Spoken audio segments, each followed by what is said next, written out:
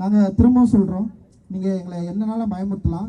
So உங்கள் கட்சியில் நாங்கள் வந்து கட்சிக்காரர்களாக சேர்ந்து எம்எல்ஏவாக ஜெயிச்ச அடிமைகள் கிடையாது. நாங்கள் ஒரு மேயர் ஒரு மாதிரி இருக்கிறாங்க இங்கே. நீ டிஎம்கேல இருக்கிறதுனால மேயர் கிடையாதுமா. ரிசர்வேஷன் ரிசர்வேஷன் அப்படின்ற ஒரு வார்த்தையினால் நீங்கள் மேயராக்கப்பட்டிருக்கிறீர்கள். கயல்விழி செல்வராஜ் நீங்க வந்து ஏன் ஆதி திராவிட நலத்துறை அமைச்சரா மாறினீங்கன்றத நீங்க புரிஞ்சுக்கோங்க. ஓகேவா? Reservation okay, doctor Baba Saheb Ambedkar வாங்கி கொடுத்த ரிசர்வேஷன் என்கிற சட்டத்தின் அடிப்படையில் நீங்க எல்லாம் மாறி இருக்கிறீங்க.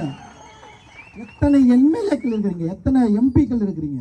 ஏன் ஆம்ஸ்ட்ராங் அண்ணா சார் உங்களால் வந்து பார்க்க முடியும், அப்படி என்ன பயம் உங்களுக்கு? நீங்களாம் ஒன்றும் தெரியல முடியாதா? நான் கேட்குறேன், நான் எப்போ இந்த பயத்திலிருந்து விடுபட போறீங்க? உங்களுடைய கட்சி உங்களை கட்டுப்படுத்துதா? நீங்க தலித்துகளுக்கு ஆதரவா பேசக்கூடாதா? தலித்துகளுக்கு ஆதரவா போராடக்கூடாதா? அப்புறம் எதுக்கு நீங்க ரிசர்வேஷன்ல நின்று ஜெயிக்கணும்? புரியல எனக்கு. புரட்சியாளர் அம்பேத்கர் சொல்ற இந்த தனித்தகுதி மூலமாக இங்க இருக்கிற அரசியல்வாதிகள் அரசியல் ஒரு அடிமைகளை தான் உருவாக்க போகிறது அப்படின்னு சொன்னாரு. சோ எத்தனை காலம் இன்னும் அடிமைகளா இருக்க போறீங்க?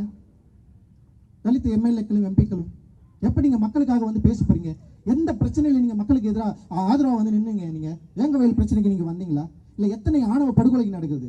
எவ்வளவு பிரச்சனைகள் தொடர்ந்து நடந்துட்டே இருக்குது. தலித் மக்கள் எவ்வளவு இந்த 3 ஆண்டுகள் மட்டும் இல்லாம கடந்த எத்தனை ஆண்டுகளாக ஏடிஎம்கே இருக்கிறப்ப இதே பிரச்சனை, டிஎம்கே இருக்கிறப்ப இதே பிரச்சனை.